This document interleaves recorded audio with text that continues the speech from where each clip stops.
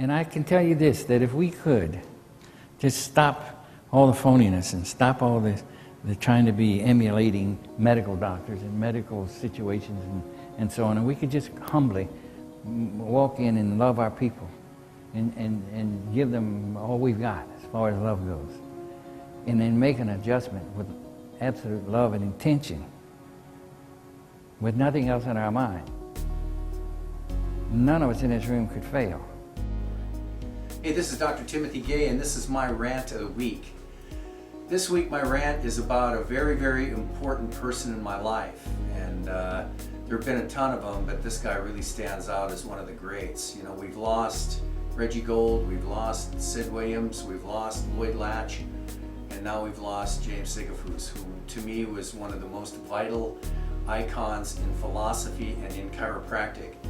From the standpoint of his great humor to the way he presented on stage, to the things that he and I had talked about in our lives and how we crossed. Wow, I didn't think this would be so hard, but he really meant a lot to me, and all that he's done for chiropractic and all he's done for me, and I know thousands of other chiropractors out there. I want to make a tribute to him and know that his birthday is very close to the end of this month here in August, and I wish him and his family and everybody that is around him the very, very best for all that they've done as well to create a legacy in chiropractic. And I just feel that without Jim in my life, it wouldn't have been quite as good as it has been. And I'll always have the memories of him.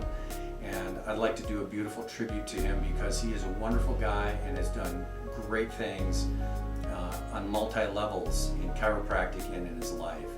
Instrumental in life, university, instrumental in a lot of ways to Parker, and instrumental in my life. So I just want to thank you, James Sigafoose, for all that you've done, and those that have come before you and those that will come after you. The bottom line is we all need to make a difference in chiropractic, and I know without a doubt that the future of chiropractic is great because of him and because of what we can do to make it better. So thanks so much, Jim, and we'll see you around the block, my friend. Take care.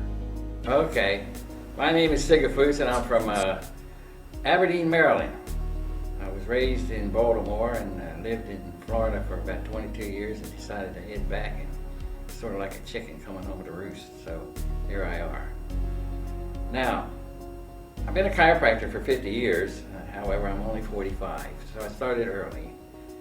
And all my life I have dedicated myself to the principles of chiropractic, to what really makes chiropractic work, the essence of chiropractic. And so we've had a multitude of people because the definite, if you have the consciousness of who you are and what you are, then you attract a multitude of kinds of people, kinds of things. And we had a tendency to attract a lot of cancer people and people with degenerative diseases of one kind or another. He was a printer. He'd come up out of a town of Westminster, Maryland, drove about 45 miles one way, stopping about every 10 minutes to run into either a restaurant or a filling station to pass mucus and blood. And as he went into our office, or came into the office, he was pale and drawn, and he advised me that he has lost 68 pounds, and he has had this problem now for 18 months, and he's been in the hospital, and they want him to live off of mush and baby food. So he wanted to know if there was anything we could do. Well, my answer to him was, if we can find out where life is being shut off and we can turn it back on, then I'll move the bone and God will do the healing. And he said, that sounds like something I would like to do.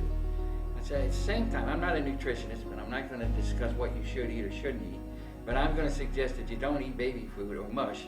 I'm going to suggest that you eat coconut. He said, coconut? I have a bleeding ulcerative colon, and I eat coconut. God, what's that going to do to me? I said, it's going to scrub it. So you'll end up, at first, it may irritate it somewhat, but it'll clear. So he came in, and in the fourth visit, he had his first bowel movement, formed bowel movement in about 18 months. So as we work with him and continue to work with him, he began to have proper sleep. He began to gain his weight back, and he ultimately gained all of his weight back and didn't have to stop any time between Westminster and our office again. But it took us about 8 to 9 months for him to completely heal up. Now, how did that happen? The way these things happen, multitudes of people think that chiropractic is simply for cricks, backaches, and strains. I consider that a byproduct. It's certainly not a reason. The reason to have somebody adjusted or be adjusted is to turn on this thing called life. So when we have maximum innate intelligence expressing itself through matter, whatever is going on in that body, it has the potential to heal itself through replication, by replicating normal cells versus abnormal cells over a prolonged period of time.